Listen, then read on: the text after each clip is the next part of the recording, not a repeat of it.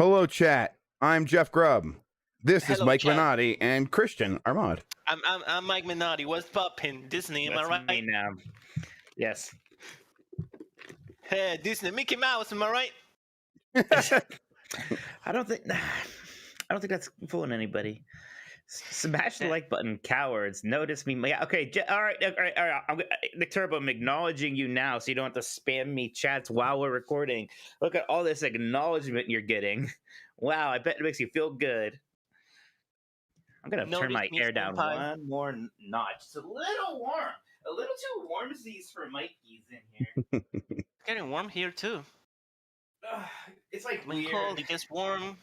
We live in hell times. It doesn't quite want to become fall yet. Sometimes it does. We're getting a little bit of rain each day, so I'm like not cutting my grass, and I need to. And also, I don't want to cut my grass because I want to play Metroid. So, Do you get mosquitoes over there? You gotta cut that grass. You don't want mosquitoes. I mean, we get some mosquitoes. It's not like Yeah, do mosquitoes kill you over there? Because they yeah, they don't kill me. They're not life threatening. Mike, can you do me a favor? Because I can't figure out how to get my little preview window to go away. Can you move your camera a little bit laterally? I honestly left or right. I couldn't tell you. Yep, that's the right direction. Move it a little bit more. Beautiful. That's great. Thank you. Ooh, perfect. You're a center. I'm so mad because I'm watching Seinfeld. Right on Netflix now, right? And yeah, it's start doing it's it. sizing by 9, and some shows are bad. Issues bad, and I can't see it.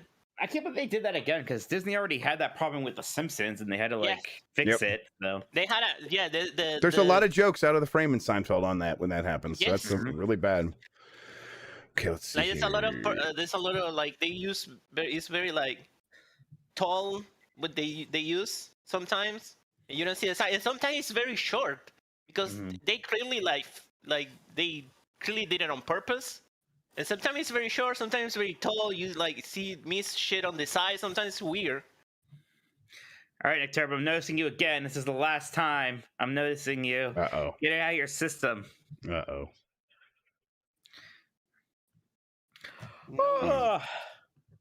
Okay, we're there.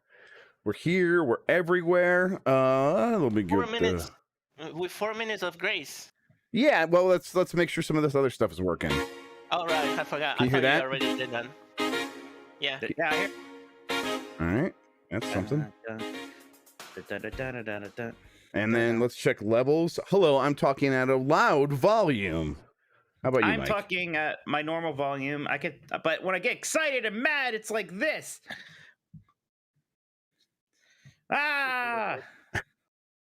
You need like a compressor on your mic. Check on this thing. Yeah, I'm putting a compressor in OBS literally right now on mic. I should probably get a nicer mic. A little compress. Get a little bit of that flat lines. Flatter. I don't know audio. I should say shit. Hopefully lands. The Go XLR that I'm using has a compressor built in, so I don't have to do anything in OBS for me. But for the chat, I could just be like, "Hey, Mike, now talk." Hi, Mike, talk. Is people playing the Battlefield? Lots of games. I downloaded it. Yeah. Hello. Downloaded it. We'll see if I can tear myself away from Metroid. I tried to play it, but the game was like, your graphics card is too old. I was like, okay, fuck you. Jeff, are you wearing a Metroid shirt today? I am. What do you have? I'm on? not. I could go get. I could go. What a fucking loser! I could go get one. I don't want to be left out. No, it's too late. No, you're making me feel bad. Good. We should go and change. Oh yeah, I got one in the closet. It's hanging up. Something's gonna mess up if you do it. What are you wearing right now? What is it? Bad? What is it? Wait, let me see. Is this a Metroid shirt? No, no. It's just a Colorado sort of mountains moon You sort can of shirt. pretend that's Metroid. If you told me that was like a Metroid sunset, I'd believe you. Yeah, totally. Yeah, Zeb's sunset is what this is. That's what it says on the tag. Whatever the hell. Zeb. Are you gonna tweet where you bought that and Nintendo's gonna go for them? That'd be hilarious. I got it at Target. This is like time to shut down Target. How dare you? White women everywhere would hate me. You're at Target shut down. I told you you're done, Nick Turbo. I guess this is technically me noticing you, but you're done. You cut off. You cut off.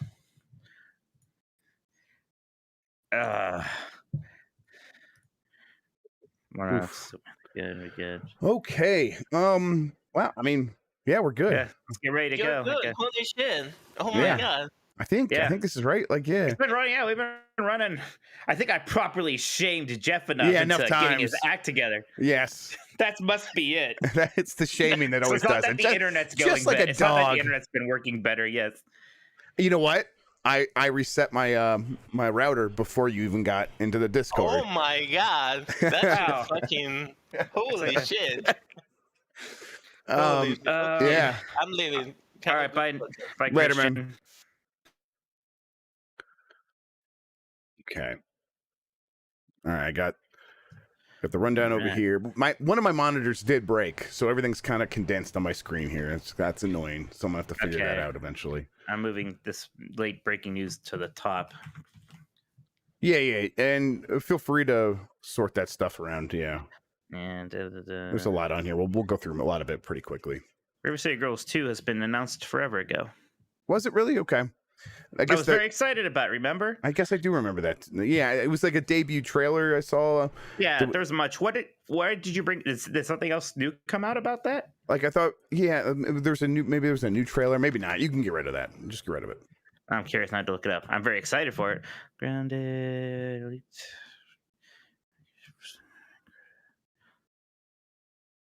Oh, okay. All right, chat. We're about to get started here. If you want to send in a super chat, we'll answer that. If you have like questions, that's a good way to do that. What else? Hit that like button for everyone watching right now. Hit the like button, please. That helps people find the show, especially as we're live. Because if you like ever watch our stuff, it like it puts us on the front page when you go to YouTube. You go, oh, they're live right now. If you don't know it, the likes help. Okay. I am ready, Mike. You good? Yes. Okay. I'm doing the countdown. I'm hitting the record button, and then I'm hitting the music button. Here we go. 5, 4, 3.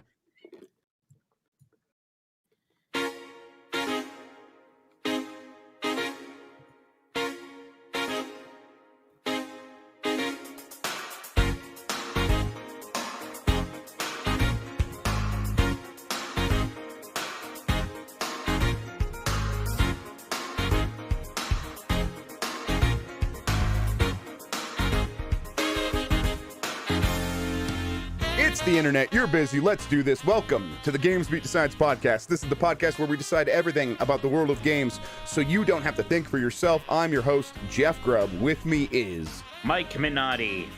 Today's episode, we have news, we have games, we have a lot of urges to go back to start to keep playing Metroid Dread in my case, or to start in Mike's case. We both have either OLED switches coming, or Mike's just arrived. So a lot of stuff like wanting to pull us away from the podcast. But you know what? Yeah. We're gonna do one for you guys. We're gonna do one for you. Mike, how are you doing? You did just get the OLED. Did you get it set up or anything, or is it still in the box? No. So it came this morning, and I started setting it up. I got my island transfer thing going for Animal Crossing, and I just started downloading all the games now. And then really right before this, I got my code for Metroid, so I prioritized that, and it's downloading away now. And I sure am excited to start playing it. So, after this, I got a couple more things to do for work, and then that'll be my weekend. If I don't leave the house this weekend, I'll consider that a win. Yeah, it's completely possible I'll just beat this game by Monday. I'm gonna play a lot of it. Yeah, that's my plan as well. I'm going to be I'm going to be on Unprofessional Fridays today with Giant Bomb later, but then after that, it's like nonstop Metroid Dread. And you know what? And the thing, I was playing it on my Switch Lite, and my Switch Lite, the right stick just broke a little bit. So yeah, exactly. And it was like I couldn't tell if it was like fully broken or not. I'm like, it was like when you click it in, it doesn't make a clicking anymore. I'm like, I wonder if it's broken or if it's like still gonna register. And then I got a power up that requires you to press the right stick in, and nothing happened when I pressed it in. So I'm like, okay, well that's that. I'll fix that. Yeah, I'll fix that eventually. But that OLED is gonna get here today, and that was literally the first time I tried to use it for an actual thing in game, and it stopped working. So I'm like, okay, wonderful. So I'll just put that to the side for now in the pile of broken stuff in my life, and then. I'll tell you what, I'm a big fan of that, of the OLED color scheme, that kind of like just slightly tinted gray white. It is very attractive. Oh, I'm yes. into it. Yes, I'm excited for the aesthetics of the system itself. The bigger screen though, it's like that does look like it's significantly bigger, and I guess I've been playing on a Switch Lite, so it's gonna be even bigger for me. So yeah. Yeah, I mean, I was like not super excited about it, but now that I have one, and really all I've done is navigate menus so far. I haven't played a game on it, but sure looks nice.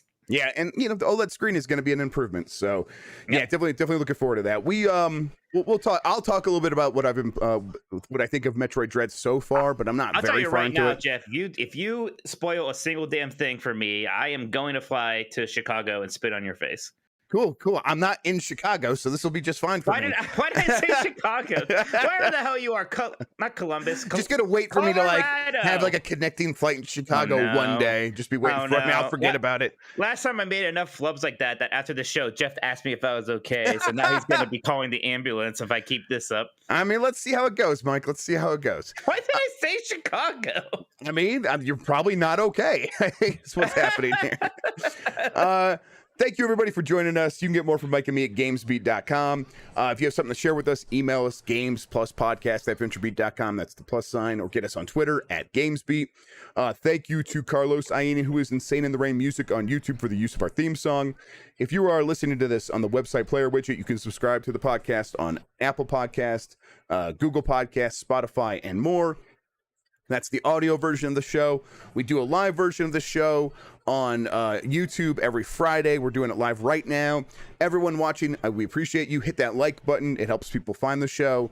And if you ever want to make sure that you see it, just go to youtube.com/Jeffrey Grubb and hit subscribe, then hit that bell, and you'll get notified whenever we go live. And if you like the show, rate us on Apple Podcasts or wherever you're listening. That also helps people find the show. And then join the Discord. Link is in the description. And if you want into the secret channels inside the Discord, which is discord.gg/GameMess, you could join the Patreon, which is patreon.com/GameMess. And that will get you into those secret channels, podcast producers and industry secrets. Okay, let's do this news thing, Mike. Yep. And we actually are getting a lot of super chats. Just to let people know, we will get to those after some of the news. Mike will read those off. So I sure will. Mike, right before, as I was putting together the rundown, and by me, I mean asking Canoodle and podcast producers to do it for me, GTA Trilogy was confirmed, and I know you were editing. I think Rachel wrote the story. I think you edited it. Yes. What are the details of this? Have we seen any screenshots? Do we know what this is exactly? We haven't seen anything, and the wording, they sound like strong remasters. There's going to be some gameplay improvements and some remaster graphics. So maybe remake. But again, it's like these days, what's the difference? Sometimes it's hard to tell. But it's not don't expect like a Blue Point style remake, I suppose. Right. Coming to just about every console you can imagine, and even mobile next year. But I think like the console and PC versions are going to be later this year. So it's GTA 3, November. Vice City, San Andreas. Yeah. So we've been hearing this rumor for a long time. Now it is finally here. I'm reasonably excited. I'm not the biggest Grand Theft Auto fan in the world, but I haven't played these games since they were kind of newish. So I'm pretty curious to go back to them and see what it's like. I mean, they were very important games, especially GTA 3 was such a pioneer. It'll be fun just to kind of go back to those early days again. Yeah, it's funny to think about it. They were so formative. They were definitely the kind of games where I was, I had my license, I was graduating high school, I was spending more time hanging out with people, and yet a lot of the time you would end up at someone's house playing Grand Theft Auto 3 on their couch, passing the controller around. Right. And that was that was video games are still going to fit into my life and kind of grow up alongside me. That's not exactly the trajectory that Grand Theft Auto kept taking, I think, but it was definitely games are going to keep changing, and this is a good example of that. And it's doing kind of things that are that I really appreciate. And we definitely were not playing the missions. We were just playing it as a sandbox, and it was, and that's what I think of those games. Got better at that, at offering kind of satisfying single player experiences. Vice City, and then San Andreas added a lot more RPG stuff to it that a lot of people liked. I know it'll be fun to see the progression. Yeah, chat immediately jumping on me for being old by saying that I was graduated in high school when Grand Theft Auto 3 came out. I think that was right. 2001. That's when it came out. Yeah, 2001. So I was a freshman in high school. At least I wasn't graduating. Yep. Oh, that's the year I graduated. So listen, I was young then. All right. So I was young once. Let's all just admit that was true. It was so I'm gonna play these games again, probably at least a little bit. I will probably just get them on the Switch.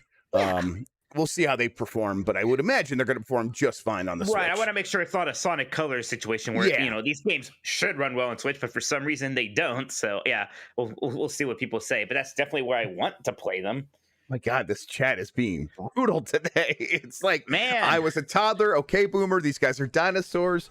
They don't have gray hair. I do have white hairs. I wasn't going to say it, Jeff, but I'll say it now to make you feel better. I found my first white pubic hair yesterday. Wow, thank you. I don't feel better because I'm thinking about your pubic hair, but yeah, I appreciate it. I appreciate the effort. That was a monumental moment.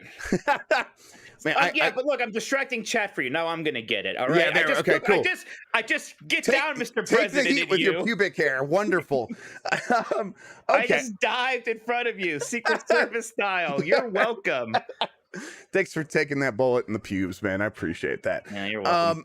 GTA Trilogy officially announced, so yeah, I'm sure we'll find out more pretty soon, because I do expect this to come out to most things in November, and then like you said, they said mobile is first half of next year or something like that. So something like that. Alongside this stuff, they are getting rid of the other versions of these games that they have put out on a lot of these platforms. Right. So if you go to mobile right now, you can go to Google Play Store and get like GTA 3 or Vice City or whatever, $7 or something like that. Those will go away. If you've purchased them before, I think you'll still be able to download them, but you're not going to be able to purchase them new going forward. You're going to have to get this new version, this definitive edition. I'm sure it'll be a little bit more expensive. So yeah, just keep that in mind. But yeah, that's fine. That makes sense. I mean, if you wanted to buy those games by now, you would have, right? Yeah, for sure. And if you really want the originals, those probably won't be very hard to find in other ways. So I think these are games that could use some remastering here and there now to just catch it up a little bit. A Big Fresh says Kotaku just went in on your boy Jim Ryan. I know. I started looking that up immediately when I saw that too. I was like, "Ooh, what's going on?" Exactly. I'm like, "Ooh, drama." Okay, yeah. This is what Ethan got over at. Is Ethan the one who called me out, or is it Ian Walker? It was Ethan. It was Ethan. Ethan. So now I'm in. Okay, so he's the one who called me out for not. He likes to spank you and Jim Ryan. I haven't watched this Jim Ryan interview yet. I need to, but yeah, I mean, I will. We'll see. Okay, let's go through some of this other news. We have a lot on this list, and if like some of it deals with Nintendo news we already talked about on Nintendogs. So if you want deeper thoughts, you could definitely go to Nintendogs, which is here on that same YouTube channel. But Sora from Kingdom Hearts is coming to Smash Brothers. Mike, what does it mean? It means that anything is possible now, right? Like that's my big takeaway here is that we are at this age, and I think Fortnite had a lot to do with this, because Fortnite has now just made people comfortable. It's like, yeah, we could put Spider-Man in a game where Batman's already in there, or Captain America, whoever's in it, right? And no one just cares more. That's just how it works now. That's just part of your production content pipeline, is licensing your characters or allowing them to show up in these other big crossover things. We're far away from the days where the Jetsons meeting the Flintstones was super novel, and that was within the same company, and that blew our minds, right? We are in a crossover generation. Yep, but this is also the end of Smash Ultimate, and I guess what does the future of this game and series look like? Well, somebody asked you this on Grubstacks, and you repeated my answer from. Yes, I didn't give you credit for that one. I gave you credit for something else, though. You did. I do, and I was like, whatever. I'll just take this one for myself. No, it's not that ingenious, but I do think. I do think that at least for the next one, they will do something like a souped-up port of Ultimate with more characters when ever the Switch 2 comes out. And then maybe to kind of supplement that, if it's not, because that alone may not be super exciting, they will remake or at least remaster Melee, because that's something you can do relatively easy. It should please a lot of people, and you don't have to worry about the fact that we have to make all these deals again, or we have to, start from scratch or whatever. You can just do that, and that'll be fine. But it is weird, because I don't think aside from like doing a remake of Melee, I don't think you can ever have less characters than you have now, and there are already so many. And like that was how it was. Like from Melee to Brawl, you lost some characters. From Brawl to 4, you lost some characters. But now that you did the whole every character is here thing, it's gonna suck. We go back to okay, now only some of them are here. Yep. I mean, it's going to be a difficult thing to try to pull off, and yet this series is so big that they might find themselves in that situation where they are going to have to say, yeah, we're back and almost everyone is here, but these select characters are not going to make it into the next game.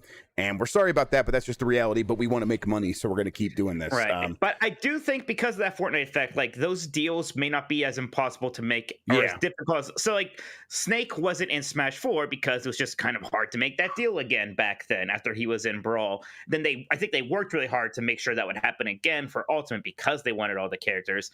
And they also developed a relationship with Konami, getting Simon Belmont in the game, stuff like that. But yeah, I think companies are just going to be used to these kind of deals again. It's not going to shock people like it once did when you were like, hey, can we have a game where the Street Fighter characters are fighting the X-Men? It's just not that crazy anymore. Yep. Alongside this, they announced Kingdom Hearts coming to Switch. They are all cloud versions. Mike, why is Square Enix so bad at video games? Yeah, it's hard to. So, like, again, for Kingdom Hearts 3, I could see it. For Kingdom Hearts 1+2 collection and Kingdom Hearts 2.8, these are remasters of games that came out for PlayStation 2, PSP, and 3DS. So that's pretty. It seems lazy. It seems lazy. Those are games that should absolutely just run on a Switch. So I don't know. I would love to ask them, and I would love to hear what their kind of bullshit response to it would be as to why those need to be streaming games. Right. But I do wonder how many people are going to just start defaulting to that if the technology is working well enough. I am curious to see how this works because I hate streaming, the cloud streaming, but I love Kingdom Hearts, so I'm gonna try it finally, I guess. Yeah, you're gonna try it. I mean, you've tried cloud gaming before, probably but not. No, I meant the Switch for the Switch take. Like, I haven't played Hitman 3 on Switch or whatever the other things are. Okay, well, I guess I will probably try it as well, but I'll refrain from giving my opinion on Kingdom Hearts too much because I know it's just gonna make you sad. Eidos Montreal making some shifts to its how it works. They are shifting from a 5-day work week to a 4-day work week, and this is not like they are doing 4 10-hour days instead of 5 8-hour days. So they still have 40 hours. They are going to do 4 8-hour days. It's a 32-hour work week, and the idea is to be a little bit more efficient during those hours, but not to try to cram the amount of work they would do in 5 days into 4 days. This is very much about work-life balance, giving people 3 days off on the weekend and then 4 days of work. And I don't know, this is exciting to me as someone who thinks that this would be a really good idea for a lot of businesses and for our business and stuff like that. It's cool to see that someone's trying this. What do you think? I think because I'm selfish, man, we're going to be the last ones to get a 4-day work week because we have to wait till all the other game companies first to agree to it. Right? It's like everyone's going to do it except Activision Blizzard is still setting up press releases on Friday and we'll be like, motherfuckers, let me on here, right? Yep. No, I think it is good to see. I think we're going to be seeing more of this, not just in gaming. I think in general, people are going to move because, executives probably hate the idea of people working for less, but they also love data. Yes. And all of the data has been suggesting that this makes things more productive. So that might be winning out. And someone that are they going to get paid for 40? They're going to keep getting paid what they were getting paid before. So yeah. Basically they're going to get paid as if they were working a 40-hour work week. But there's a lot of history and like you said, there's a lot of data now that that is pushing us away from the 40-hour work week. And the 40-hour work week is something that's been around since for decades now, since early in the 19th or 20th century, and that's something that labor unions and laborers had to fight for to actually get us in the first place. And so we're past due, a point of revisiting this and finding out maybe a better way of doing things.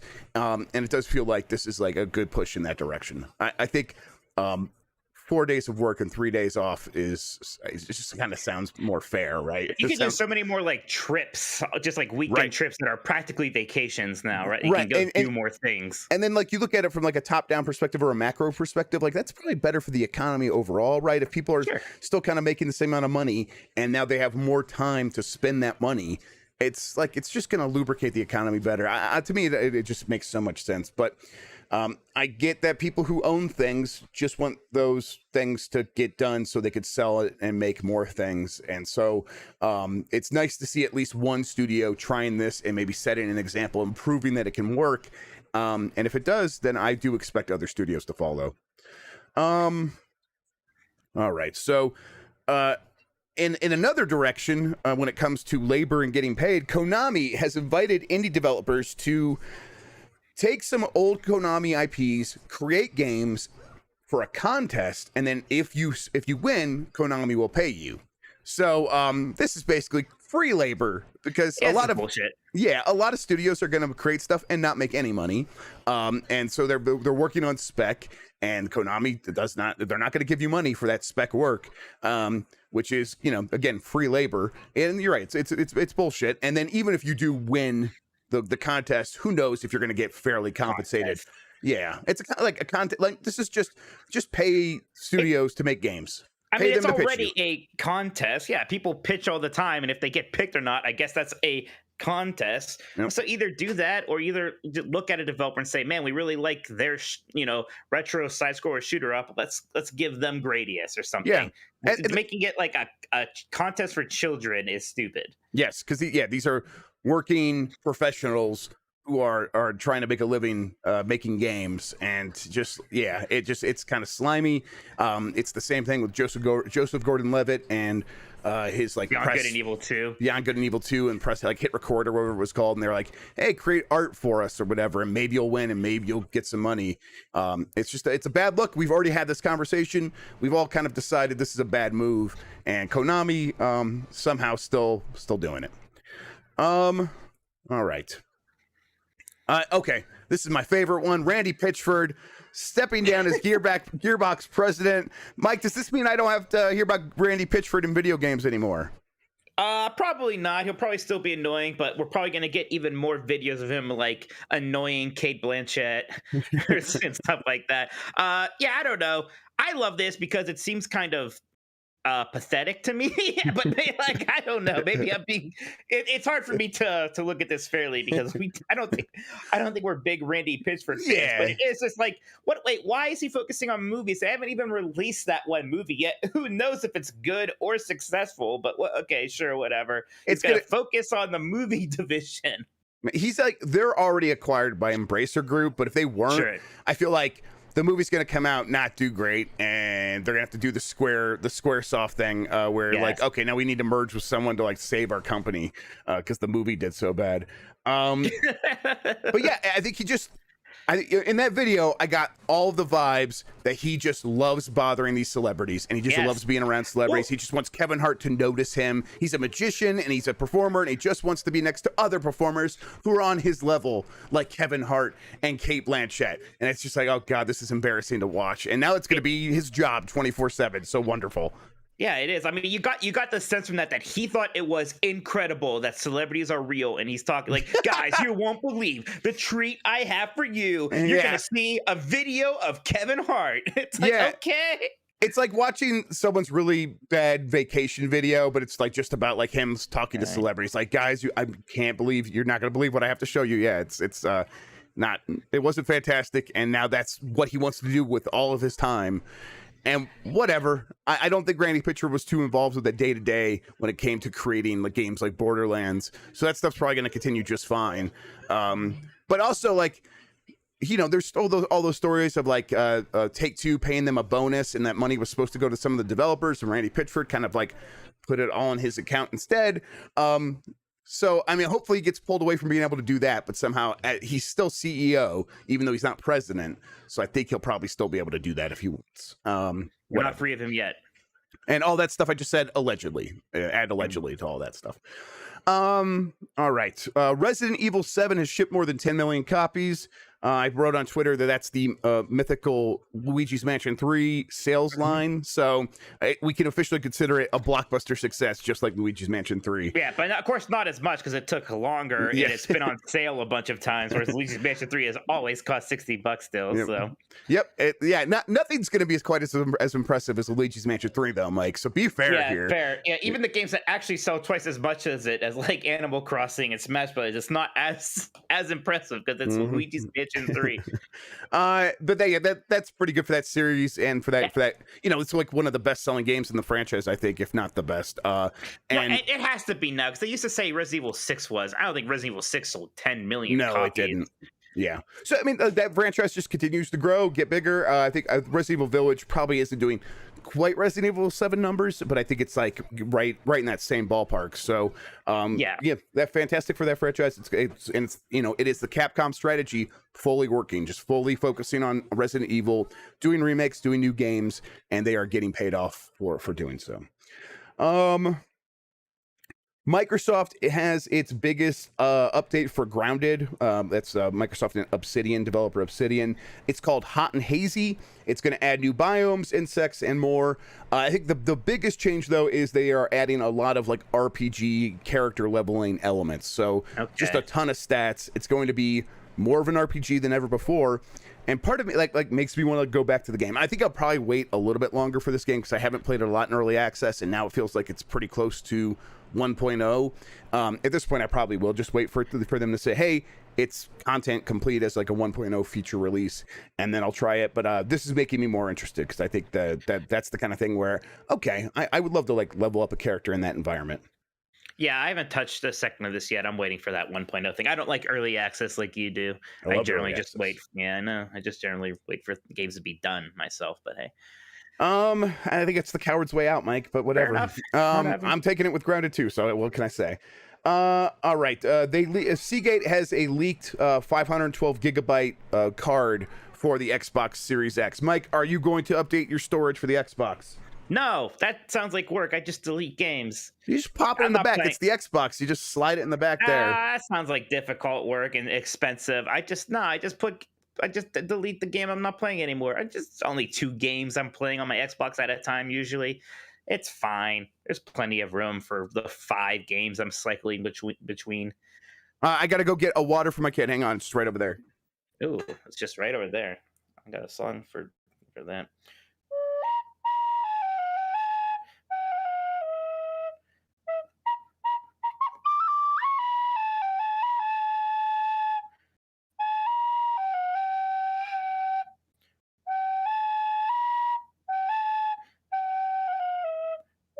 It's gorgeous.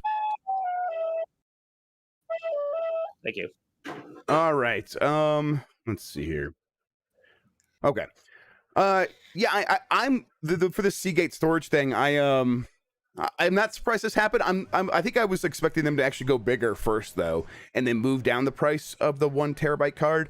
But I guess a 512 gigabyte card makes sense. That's about, that's more storage than you really get from the Xbox Series S, and this enables them to keep the price really low and look better compared to what the PS5 has in terms of its options. Even though the PS5 is a little bit like, I think the layperson's still going to feel like it's a real mess. It's not that much of a mess. And once people start realizing that, they're going to be like, hey, having these options is great because I can get some cheap options here. Now Xbox will have a similar sort of pricing scale that you can compare it to, and that'll be a little bit better for some people. Let's see. New backwards compatible titles have been found on the Xbox Store. Some of the games that people are pointing to are Dead or Alive 3, Advent Rising, and Gladius. Gladius is actually a really good game. Do you remember that one, Mike? No, what's Gladius? I believe Gladius is that it's the gladiator RPG that has the time-based, turn-based RPG mechanics. That's a lot like Mario RPG. So you play as a gladiator, and you have to time your hits when you select them from a menu. It's really fun. It's on GameCube and Xbox One and stuff, or not the original I know Xbox. What you mean. Yeah. Okay, I have like vague memories of this now. Wow, that is an Xbox era looking game in a beautiful way. Yes, exactly, and it was like one of those solid B games. Not like even B is like scope, but B in terms of like its grade, like an 8. It was like a really good 8. All right. I think we'll probably hear more about that pretty soon. I think they might be saving some of this stuff for the 20th anniversary, though. So maybe we hear about it in November. That could make some sense. And then Sony is removing credit card and PayPal pay options on PS3 and Vita on October 21st. This is just the other shoe finally dropping on all that stuff where they were going to remove those stores completely. Now they're just doing it, making a slower process. And this makes sense. They don't want to have to deal with chargebacks and customer service things. So you get rid of those things and then just force people to go to a store and buy a gift card for now and just let them do that if they really want to buy this stuff still. Are you devastated because you can't go buy, well, I'm trying to think of a Vita game or a PS3 game. God of War Ascension, is that something? That was no, Ascension was the weird prequel sequel they made for PlayStation 3. You wanted Chains of Olympus or Ghosts of Sparta. Well, it's PS3 and Vita, so I was still okay. But yes, I did want Chains of Olympus. Wait, did Ascension come out for Vita? No, it can't. No, I'm saying this is for PS3 and Vita. I get it. I heard Vita and PSP. But you were right in that I was trying to think of Chains of Olympus and Ghost of Sparta. Yes, yeah. For some reason, those names aren't very memorable. Last of Us 2 is coming to PlayStation Now for 3 months. Mike, are you going to finally play that game? No. In fact, I think I've accepted I never will. So if anyone feels the desperate need to spoil it for me at this point, I probably won't get mad anymore. Through context, I think I know what the spoilers are already, and I'm not impressed, to be honest. So whatever. Yeah, I played as much of that game as I want to. It's a fun game, not really my thing. Right. It's fine. Yeah. That's generally not my vibe, those kinds of like dour sort of games anyways. The first one was so good, and I was so high on Naughty Dog at the time that I enjoyed it anyway. But the second one, not so much. It drags a bit. Yep. Yeah. And exactly. I think the momentum for me it wasn't there. So it was like, I played 8 hours. That seems like a game. I played 10 hours, which it's kind of like in my mind, like that's how long this game should be. And it was clear I was only halfway done. I was like, I'm gonna play something else for a bit. Yep. Let's see. There is a rumor because a musician, an Irish singer, claimed that she did the lyrics for a new song for a PlayStation remake that should be revealed in December. And she didn't say exactly what, but through context and like who she's working with, people think it's Xenogears. Mike, what do you think the chances of that being the case? Well, I guess Square Enix still owns the rights to that. That's honestly was the people who made that became Monolith Soft. So Xenogears would make a lot of sense because that whole game's like last disc, they didn't have time to finish. So it's just a slideshow story thing where you fight some bosses. And that's kind of been the reason why I never wanted to beat it, because everyone's like, oh, it's so great. Now, of course, it's not finished. And I was like, well, all right, I could play some of the other great RPGs I haven't played yet that are finished games. So I'll do that. So I guess, yeah, that would make some sense. It's a little awkward, the whole Nintendo releasing all these original games with Xeno in the title.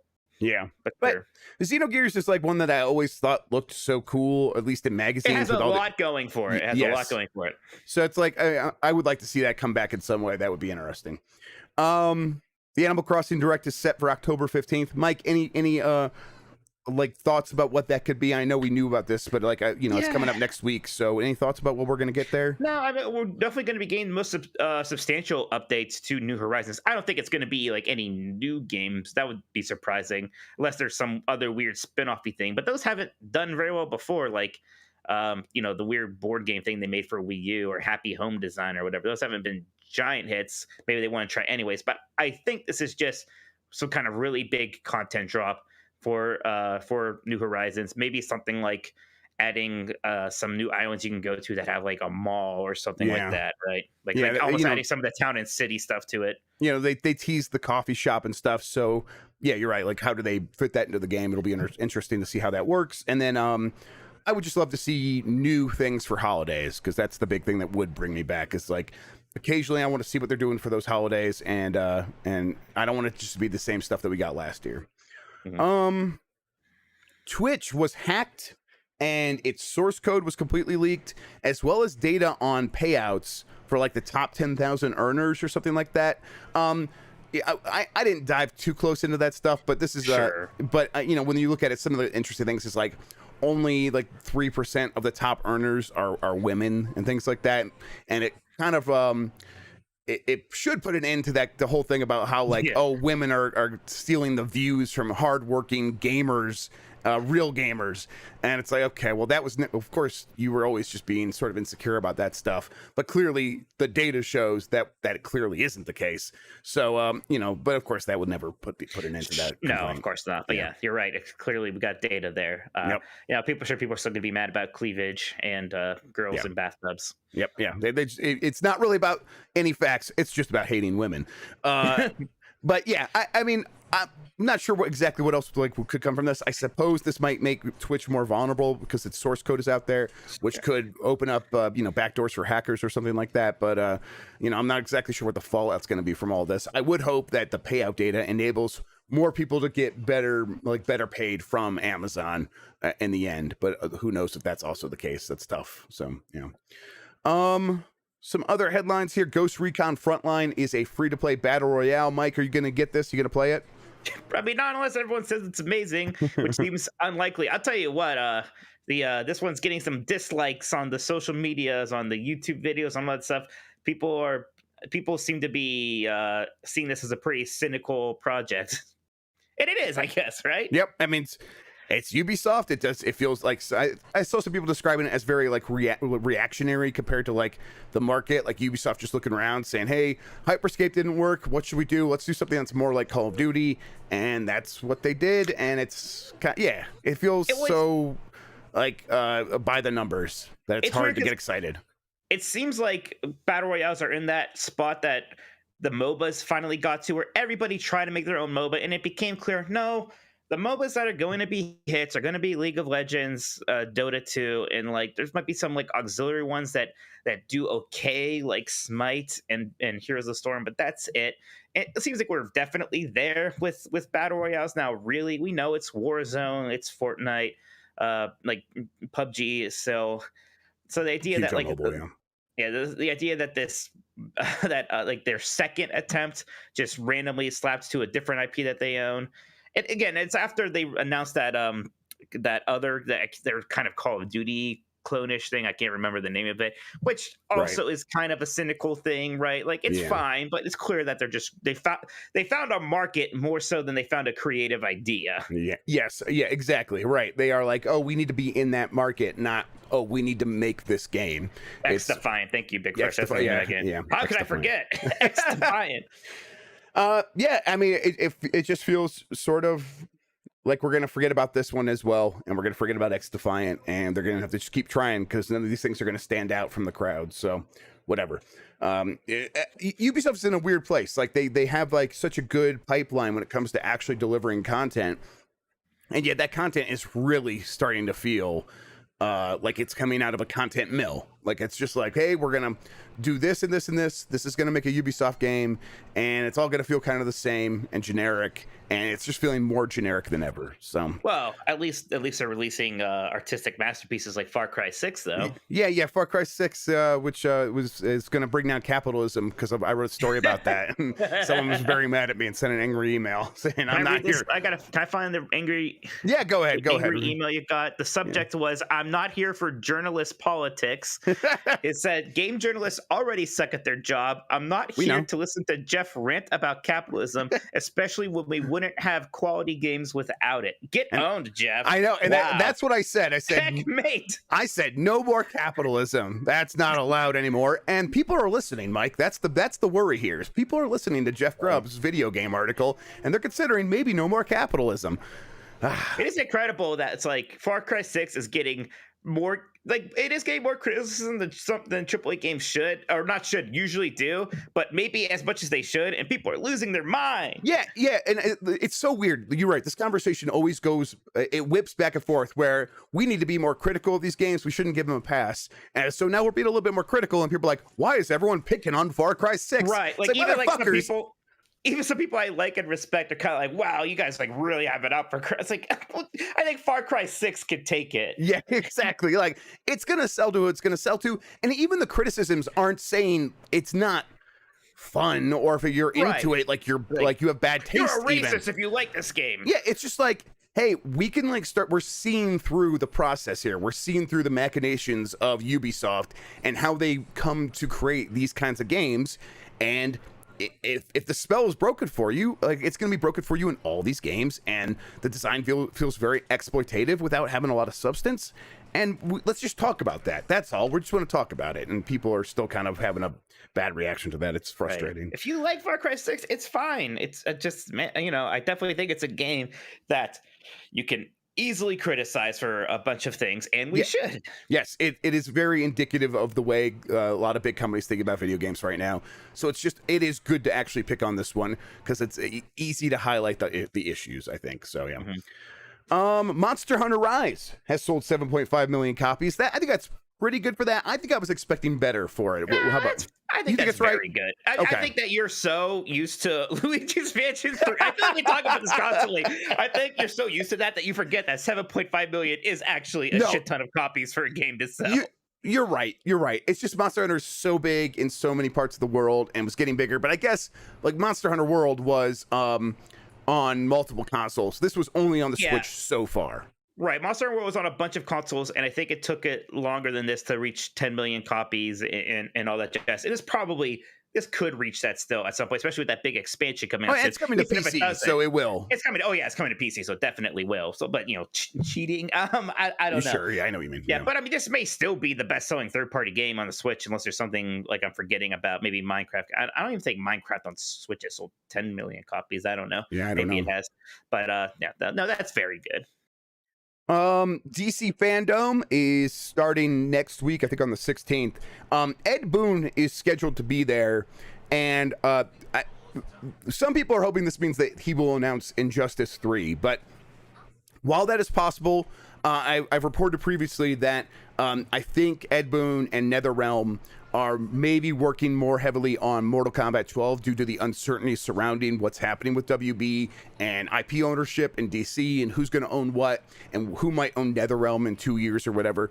So there's a chance that while there's a chance that Injustice 3 could still happen, he also could just be there to talk about stuff like the Injustice movie, which is coming out on October 19th, 3 days later, and he would probably be a little bit involved with that. Injustice did start as this game franchise before it split out into comics and then into this movie. And also, he was mentioned as being there last year, where he also didn't mention Injustice 3 last year. So, so it all could just kind of be like, hey, I'm just saying, don't get your hopes up too high. And while I hope it's there, just don't get your hopes up. It is weird to say, like, it normally would be about time to announce it, and it is strange. Yes, like, obviously, when you promote Ed Boon being at this thing, of course, people are going to think that's going to happen. So we'll see how that goes.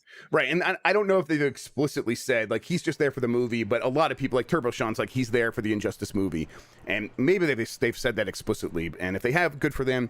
If they haven't, they probably should kind of just help people not get their hopes up for it. It's like when Nintendo's like, we're only talking about games coming out in fall. Yep. Yeah, exactly. And because, like you said, we are so overdue for what NetherRealm is working on next. It's about time. Yep. I guess I'm saying so overdue. Usually they would have said it earlier, like this year. Yes, it's about time. Sato and Nagoshi, the Yakuza guys, are leaving Sega. So this is something I think that was rumored as a possibility, and now it's happening. They're going to NetEase, I believe. Is that the story? Yeah, that sounds right. Yeah. It was some Chinese company. Right. And I think people might worry about Yakuza. Yakuza's in a good place still. They've had a lot of young talent move up and sort of work on these games. So they're going to keep making Yakuza games at Sega. That's like one thing they're very good at. And also likely going to keep making the Lost Judgment. Thank you. The Judgment games. And now it's just going to be a matter of like, okay, moving up those young creators into the roles that these guys had, and getting some new blood in there. But they were already kind of preparing for that with stuff like Yakuza 7, which I think had a different director than Nagoshi. I think that's right. Let's see. Last few things. Square Enix is selling XP boosters for Marvel's Avengers after they said they wouldn't do that. Also, after they slowed down the leveling process a few months back. I don't know if you remember that. Yeah, that was a weird thing when they did that. Yeah, it was a weird thing, and now here we are, and they're selling XP boosters. The game is in Game Pass, so you have people who are playing it and they haven't paid for the game, and maybe this feels like a precursor to going free to play and monetizing those people. I'm not too surprised by this, but also this is one of those situations where it feels like the people complaining the hardest are the people who aren't playing Marvel's Avengers and never will again. Sure. Like, I get it. It's bad luck. But look, this game didn't meet expectations. This is them trying to get as much money out of it as they can. Yes. And I kind of don't blame them because the game didn't sell super well. It's definitely no Luigi's Mansion 3. It's absolutely is not, which is, again, of course, hilarious. I wonder when we're going to finally hear about that Spider-Man stuff, because that's going to definitely be the last big content drop for this game. Yes, I think you're right. I do not think they're going to work on this game past that at this point. It feels like they've played all their cards, and the Spider-Man thing, it'll be too late by then. Even if Spider-Man is great in the game and does move the needle, I just don't think they're going to have the stomach for it after that. And then finally, EA probably wants to drop the FIFA name. Knubel added this, and I didn't see exactly what the reasoning was, but I bet licensing would be a reason. Yeah, licensing would, right. And also, FIFA as an organization sucks, is my understanding. So yeah, you don't. And while people call it FIFA, if they change the name to something else, it would still be the EA soccer game that everyone's gonna get. So it's gonna do. They could just call it EA Soccer Ultimate, EA Football Ultimate Team or whatever, and it would sell just fine. eFootball's already taken. That's true. So what are they going to do, Mike? They're screwed. They're done. They're done. eFootball put it like it's just coming at them from behind with a knife, and they're done for. I guess we'll see. I'll be interested to see what they might come up with instead. FIFA is grubby. Wow, Danger Man. Wow, that's my word. How dare you? All right. Yeah, FIFA license too pricey is what Steven Emo says. Yeah, that's fine. They do not need it. Okay. Mike, that does it for the news. We have questions, but we have a bunch of super chats. I think it's time that you get into those, and we'll answer those right now. I'll get these glasses on. These glasses. Okay. Evan Dance asks, how rich is Jeff Keighley and why? Jeff Keighley is rich because I think his dad invented IMAX. So that's why. I don't know how rich though. But yeah, hey, whatever. He's cool. He's doing cool things with it. Mike, hang on. I just need to see it. I got a thing. I was trying to open up the questions so that I'm ready when you're done with the super chats, and I got a thing saying my one of my things has been delayed, and I just need to see if it's my Switch OLED or not. Oh, let's see. Oh, I'm excited. I'm excited to see if you suffer. This can't be right. Let me. I'm gonna check on my phone. All right, you read the next question. Oh my gosh. I was gonna say something about Jeff Keighley. Oh, I guess I did one. I was wondering. So is this a Game Pass situation? Does Jeff Keighley make money from all this stuff he does with gaming, or is this just kind of he does not a vanity project, but you know what I mean? He does make money from. I think it's a passion project, and I think he makes. Companies pay like 6 figures to be featured in all of these things, and now he has multiple shows per year. And a lot if Nintendo or Sony comes to him and says, hey, we want to put a game in there, he says, okay, I'll do it for free, of course. If an indie developer trying to get their game noticed comes to them and says, hey, with an indie game with a publisher says, hey, I want to get noticed, he's like, oh man, we're pretty full, but here are my prices for the promotional slots or whatever. Yeah, and he has a menu that this is how it works. This is much I know for sure. What those numbers exactly are, I will say they start in the low 6 figures.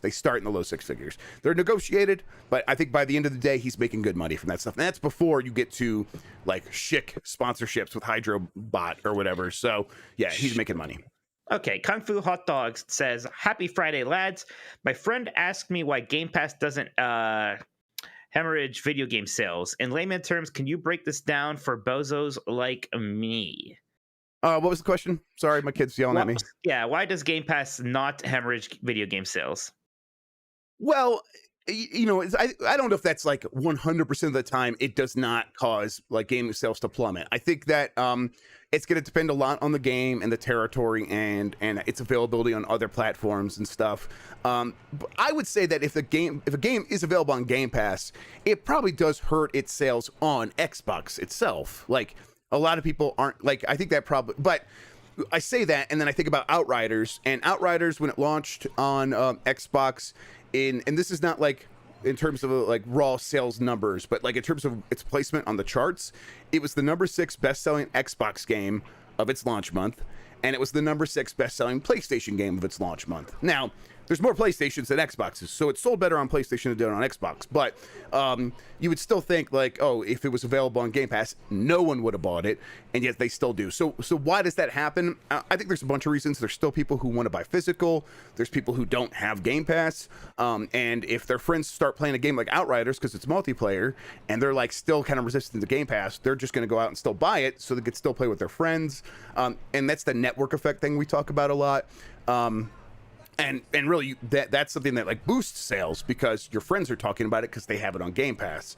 So there are factors that are like pushing it like to and fro and you know pushing it about and saying, okay, this benefits the game sales, this hurts the game sales. I think in the long run for many games on Xbox specifically, you're going to have lower sales if you're on Game Pass. But I think that network effect, if you're on other platforms, it could help you. So you're still getting money, so you know, sales versus money, right? Right, and I think that you know we have a lot of indie developers saying how much they really like being on Game Pass because it gives them such a boost. I think there's a level of game where it just makes so much sense that they go for it. I think it's that top tier game, the one that we're struggling to see on Game Pass, even though Microsoft's offering a lot of money. They're just still uncertain about if it's good for them or not. All right, here's one I can ask while you figure out if you're not getting an OLED. I think I am. I think it's a UPS package, and it's getting delivered by FedEx. So hopefully this is two different things. Johnny Navi asks, I always thought Kirby games were for babies. I played Kirby Epic Yarn and Star Allies, but I recently started to play Kirby Adventures on Nintendo Online, and I love it. Any other recommendations for Kirby? Yeah, Kirby's Adventure is fantastic. That's definitely one of the best ones. If you have Nintendo Switch Online, play Kirby Superstar. It's in the Super Nintendo offerings. It is probably still my favorite one. And then the two 3DS games are also very good. Kirby Triple Deluxe and Kirby Planet Robobot. So those are the Kirby games you should check out. Mike, I'm gonna play Kirby Robobot first, or is it Triple Deluxe? I was half listening. Triple Deluxe came out first. Because I haven't played either one, and I really want to. I really want to play them. So they're very good. Okay, they're fun. They're actually fun with the 3D effect too. They're pretty good for that. Excellent, cool. Yeah, and of course, then there's all the spin-offs that are also very good, like Kirby Dream Course and stuff like that. But if you're talking about just like mainline Kirby games, those are the ones. Miko Nyagard, happy Friday, boys. Do you know when we'll see the Halo campaign? Jeff, when are we going to see the Halo campaign? I think we'll see it at least by the middle of November, which feels like really late. But by that like 20th anniversary of Halo and Xbox, they will show it to us. I still think there's a chance we'll see it by the end of this month, though. Okay. Lucius Augustus asks, love the previous defining Duke that starred our very own Jeffy Grubb. Thank you. Love the Iron Lords and Maddie, so I was glad to see you there. Yeah, they're good boys, and that was a fun show. So if anyone wants to listen to that, it was the last defining Duke. So yeah, check that out. A side quest says, hey guys, just wanted to say to Mike, I'm a massive Steelers fan, but seeing that their season is in shambles, I'll be secretly rooting for the Browns. Hey, thank you. Yeah, we actually have a mild chance here. We'll see how that goes. From Pillar to Post says, rolling through New Mexico today. Hey, Mike, what kind of hamburger helper did you have with that wine? No, it wasn't wine. So I was feeling very, very nostalgic the other day. So I got all the stuff for hamburger helper and I made hamburger helper, and I just did the normal kind, just regular plain hamburger helper. I like to add a little extra cheese to it. I also buy a box of macaroni so I can add more macaroni noodles to it, because the ones they gave me in the box are never nearly enough. But I was drinking scotch with my hamburger helper, and I had Talisker. It was a Talisker, which is a peaty scotch. It's not from Iowa like most peaty scotches. I forget where it's from. It might be from the lowlands, but it was very nice. So yes, if you're looking for any more Scotch hamburger helper recommendations, I'm your guy to go to. Also, I just drove through New Mexico. It's really pretty. I hope you enjoy your drive. From Pillar to Post asks, could Grand Theft Auto 5 run on Switch? It was an Xbox 360 and PS3 game? Was that Jesus Christ? Is that crazy. True? It's so weird to say it out loud. It was. Man, okay. So you would think yes, like but Grand Theft Auto 4, because it looks, it looks so much more modern than Grand Theft Auto 4 does. Right. I would say that GTA Online would probably be a real fucking mess on Switch, so they probably wouldn't want to even. It's not worth their time if GTA Online doesn't work. All right, somebody's asking for TurboSean's asking for some clarification because there's no regular hamburger helper. There's like 20 flavors. If you buy the bacon a cheeseburger hamburger helper and you just don't add bacon because they don't give you bacon, then you have regular hamburger helper. So that's what I had. I'm glad you cleared that up. Appreciate it. I didn't want to leave the people I didn't want people to think that I was some kind of a phony hamburger helper fan. I'll be clear. I had more information about the hamburger helper than I did the scotch I drank, apparently. Supernova asks, do you recommend buying a Switch OLED or wait for 4K one next year with a tongue emoji? I think if you want a new Switch, I would get an OLED. I am becoming less and less convinced we're getting another upgrade next year. And the OLED certainly looks pretty nice right now. Yeah, and what I'm hearing is that like big third parties haven't been like briefed on any possible next Switch or anything like that. So it like I know that there was a report that like, oh, certain studios had hardware, but like internally at these big companies, if they think a new Switch is coming, they don't think it's coming until 2023 at the earliest, and that means that they probably don't know much about it. So just get the SWOLED. Kung Fu Hot Dog says, Jeff, Mike, for Xbox's 20th anniversary, do you think we will have an all-day digital event? Also, a good time to drop a Halo Infinite single-player campaign trailer. Yeah, that is coming up. Man, more importantly, it means the 20th anniversary of the GameCube is coming up. Wow. Yeah, right? I think that there's a chance they'll do some sort of an event, but I don't know if it'll be like an all-day digital celebration or something like that.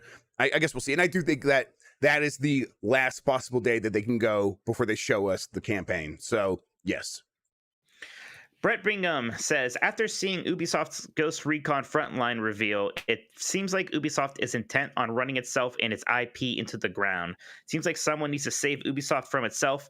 Your thoughts? So, I mean, it does seem that way, but I kind of have to remind myself, I also felt basically equally cynical about Far Cry 5. That became the best-selling game in that franchise, and it was a giant hit. So, maybe they'll see a drop off on Far Cry 6, but it could easily just also become the next best-selling Far Cry. I think the big turning point here is going to depend on what Assassin's Creed Infinity does, because they're kind of course directing a bit on that one to make it a more cynical project. And if that backfires, maybe there will be something of a reckoning finally. Yeah, I think you're right. Like they're Activision got away with this for years, and you could say like, oh, they're running Call of Duty in the ground, and it's like at a certain point, like, okay, you just cannot run Call of Duty in the ground; it's impossible. So, I think Ubisoft looks around and says, hey, yeah, I mean, it is possible to run this stuff into the ground, but if we don't, and it keeps working, that is just more and more money we're making every year. So I don't love it, but I think there's a chance that they're going to keep throwing stuff at the wall, and if something sticks, that's a big hit for them. So they're going to keep trying this. Brett Brigham also says Ubisoft putting terrible ideas together with their IP, like the Flex Seal Man with the clown emoji. That's like a clown emoji. Jared Helder asks, should I buy Metroid Dread if I'm bad at timing attacks? So this game brings back the kind of counter system from Samus Returns. So Jeff, I haven't played any of it yet. What do you say? It seems like there's a little bit less of an emphasis on that exact thing. So Samus Returns, it was like you were doing that all the time. You had to do it for almost every enemy. This is like, oh, if you do it, you can kill that thing in one shot. But if you don't do it, you're going to kill it in 2 or 3 shots. So it's like, oh, okay. There are definitely instances where you have to do it, but there's also instances where it's like, if like an enemy catch, that's, I guess that might be a little bit of like a moment spoiler. I'll just say like the timing is deliberately really complicated and really hard, and it's supposed to be because it's supposed to be a difficult moment. So so don't feel bad if you're bad at it. You're supposed to be bad at it, and then if you don't want to use it through the rest of the time, the game will be a little bit more challenging. But if you just want to be shooting things, you'll be fine. And if you could just kind of maybe improve as you're playing a little bit with the counter, that'll help you in certain instances. Kung Fu Hot Dog asks, Dear Rock Gods, I guess that's us, why does Kotaku continue to exist? They are butthurt when online content creators have a better take than their clickbait articles. So I'll defend Kotaku. I don't think Kotaku sucks. I think they still do a lot of good analysis and a lot of good reporting. I will say I don't think they like me and Jeff for whatever reason. And I think they knew they didn't like Jeff a while ago and just recently decided they didn't like me, maybe by association. I don't know, but I feel like we're on their shit list for some reason. Yeah, it's hard. I mean, I get why people don't like me. I'm very obnoxious. So I don't get why people want to like me. I'm the best. Yeah, you're the best. I don't. Yeah, for real. Yeah, I think it's just they don't know. They don't know you, Mike. That's what it is. Guess not. I think that it's just that you know, they try to take a really harsh angle on everything, and sometimes that backfires, and sometimes it, you know, it makes people turn against them. But I think for the most part, it's mostly just harmless, like, games coverage, and people, if you don't want to read it, just don't read it, and it'll be fine. Like, you don't have to read it. All right, my kid has a pair of scissors. I'm gonna go get those away from her, and I'll be right back. Oh, I'll see. I hope Jeff gets stabbed. That'd just be fantastic. That would make my day if Jeff gets if that kid draws blood. I will be so happy. I'll play a little song while Jeff gets murdered by his child.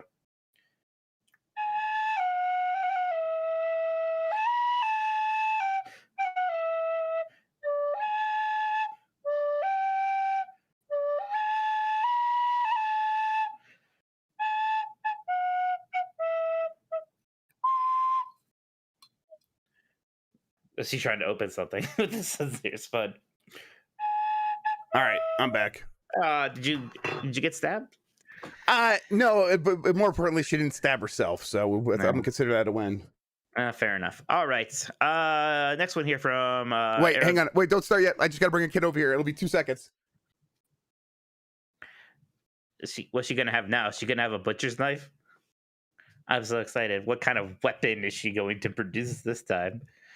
Oh, it's taking longer than he said. He's fighting with her. He's struggling for the gun. Okay, I'm here. Okay, good. You're not shot or stabbed. No, not yet. Aerodemus asks, hey, Jeff and Mike, since we're talking about Hamburger Helper, what are your top 5 single man foods you would cook? Well, Jeff's not single, but I am.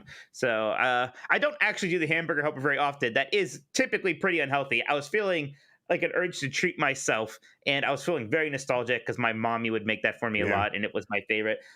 Typically, my just like foods I'm making by myself for quick foods. I like to have prepackaged soba noodles on hand, and I'll cook those. It's either like just some kind of like bottled sauce, like a General Chow, like what's that? General Sal, General So's, General So sauce, or I'll put it with like some chicken broth, something else, to make like a little soup out of it. I like to make chicken curry quite a bit, which I just make with like the red curry paste you can buy at the store. And then like I like taco night a lot, so just get ground beef and make tacos out of it. And you know, that's about right. I like pesto too, so I'll just get some whole wheat spaghetti noodles and put like one of those prepackaged pesto things in it. So I like tuna helper. Tuna helper. My mom used to make tuna helper instead of a hamburger helper. So my mom never would make tuna helper for me because she loved me. And then I like ramen and stuff like that. And I'm trying to think of there's something else I thought of, but now I forgot. I do like to make occasionally. I'll just make like a steak, like I'll buy like a sirloin or something, and I like to make like a little pan sauce with it and all that fun stuff. All right, Supernova, this is the last one. Look at that. We started with Jeff Keighley. We're ending with Jeff Keighley for now. How good is Jeff Keighley's friendship with Kojima? I think they probably text. They probably text pretty frequently. Do you think they ever like hung out? Like, oh, let's go see this movie. Like, oh, I'm bored. Let's go to Giant Eagle. Oh, Giant Eagle. That was very region specific. Let's go. Yeah, man. I like the Giant Eagles like in like a couple states, and that's it. Yeah. Now I'm imagining Hideo Kojima and Jeff Keighley going to Giant Eagle and looking through the bourbon section for fun. like saying this looks good, but never actually picking one because then they just go get some beer instead. Wow. Okay. That's it for the super chats for now. If you guys have any other questions, you can send them in here before we finish up. All right, Jeff, I want to hear a little bit about what you think of Metroid Dread so far. I want you to be vaguish and avoid spoilers, please. We do have questions though that we need to get to. I'm completely forgetting a segment of the show. Yeah, I was thinking this was going too fast. Okay, yeah, there's not a ton. I'll get through them and then I'll tell you about Metroid. All right, from Gigamir, if Sakurai is burnt out and doesn't want to do another Smash game, what happens? Will Nintendo move the series on without him? How crucial do you think Sakurai is to the creation of these games? I mean, he deserves all the credit in the world for them, but I think there will be life for Smash after Sakurai if he doesn't want to be involved or what have you. I mean, it's been like a Kojima situation where he's been threatening to quit or to stop working on those games forever. So something pulls him back in. I don't know if it's guilt or some sense of duty or what have you. I still expect him to be involved with the next one, to be honest. But whenever he's done, for whatever reason it might be, the Smash Bros. Will keep going on. Yes, I agree. From Delta Prime 84. Given how massive of a hit Monster Hunter World was on PC, do you have any idea why we have to wait until January 2022 for Monster Hunter Rise on PC instead of getting it back when it launched on other platforms? I think there's a deal with Nintendo, and there's probably a hope for double dipping. Yes, yeah, and I mean they did the same thing with Monster Hunter World. There was a delay, right? They delayed it, the release on PC. There was a bit of a delay, but maybe like a month or two between the PC and consoles. From what I recall, it wasn't maybe there was like more of a delay of. I thought it was like 8 months, but maybe I'm wrong. I remember right. I remember it being like way worse than everyone thought it was going to be in terms of the delay. Maybe you're right. I'm gonna look it up while you get to this next one. A couple of months, says Christian. Okay. From Nick Turbo, why is 2021 the year of the time loop? I think there's been more time loop games in the past than I think what people realize, but I just think a lot of really good games this year are time loop games, or at least games with high profile. I was gonna say some, like many of them are good, but then I guess like 12 minutes is like whatever. Yeah. Yeah. So Monster Hunter World, it came out January for PlayStation 4 and Xbox One, and didn't hit PC until August. So not as long as this is, but longer than I thought. Yeah. It was almost exactly as long as Jeff Grubb said, so I think we should just maybe always listen to Jeff. All right. Delay was 7 months, says Real Sephiroth. Listen, January to August is 8 months in my mind, even though I know it's really kind of 7 months. All right, from another one from Nick Turbo. Why hasn't Ubisoft put Far Cry 3 on Switch? It seems like a great fit. Yeah, it kind of does, doesn't it? I mean, more importantly, Blood Dragon. Right? Yeah. Just, man, I'd buy that on Switch, sure. I mean, there's a lot of games that you think should be on Switch, and they still aren't. I don't know. I wonder, like, they put out like a lot of older Assassin's Creed games on the Switch. I wonder if those like just didn't sell enough to make Ubisoft justify doing Far Cry next. Maybe they didn't. I mean, it's not like I heard a lot about those after it happened, right? So I got them. I just never played them. They're on my Switch. I've just never touched them. All right, from Fresh Jeff on Grubstacks and Defining Duke, you had talked about Xbox trying out Avalanche, Crystal Dynamics, and IO, but you also mentioned that Xbox may need to rush these to combat the ticking clock of inflation. The internet has interpreted these statements 10 different ways. Can you expand and clarify on this? What's going on with these three studios and Xbox, and are there more in that same situation? So yes, people have like taken this and they're like everyone's using what I said in different ways to justify different things that they believe. I would just say that it's not, none of this is like, okay, this is definitively what is happening at these companies. I'm just saying in general, this is like their thinking, and they are. I think the plan was to try out many of these companies, and that doesn't necessarily mean for acquisition. I think in many of the cases it is down the line for a potential acquisition, but maybe if it's like, it's just like, oh, do we want to work with them again? Let's give them one project now, and then maybe we'll work with them again and give them an even bigger budget or help them expand or whatever. And you know, in some cases, invest in them and help them expand in that way. IO is still, I think, independent. So like, yeah, are we going to invest in IO even more in the future to help them make more stuff? But and then on the other side of that is, they can only take so much time in terms of trying things out and feeling out and like building relationships, because you have to act now if you are interested in making acquisitions. And it's not just because there is other companies breathing down your neck trying to acquire the same studios. It's because the money you're spending is going to be worth less next year, and you want to get that money off your books now so that it has the maximum value when you go to spend it. And these companies aren't inflated in price next year because everything's going to cost more next year. Yeah, the problem is just both things are true. So people could take it however they want, but that doesn't mean that, you know, both things aren't true. They are, and it's going to continue to be that way. And I think in terms of like, oh, does this mean a big acquisition's happening immediately from Xbox? I don't know. But I know that the environment in which acquisitions are likely it still exists. It's still something that Microsoft notices, and Microsoft isn't the only one. Everyone sort of is in that same environment. So I do expect these companies to continue making pretty aggressive moves in terms of acquisitions going forward. Hey, Jeff, remember I told you I had that thing at 3 that I had to leave for? Yeah. That was yesterday. I just found out. So I'm writing an apology email right now while you do this next one. Fair enough. For another one from Fresh, would the following characters have been better than Sora? Starman from NES Pro Wrestling, yes. Big the Cat. No, no. Come. I'll tell you what shocks me. Talking about Sonic characters. Like, look, it should just be Tails. Let's be clear. Yeah, okay, But, fair enough. Like, there are so many people who are actually mad. Like, I can't believe they didn't do Shadow the Hedgehog. Like, legitimately. And that Wait, just, people aren't like that. no, No, don't tell me those people no, exist. if you want to feel old, Jeff, there are people who are just like, yeah, of course, Shadow the Hedgehog is a good character. Oh my god. Oh, that's embarrassing. Yeah, it's just like, yeah, that's general knowledge. Like, oh yeah, Shadow's good.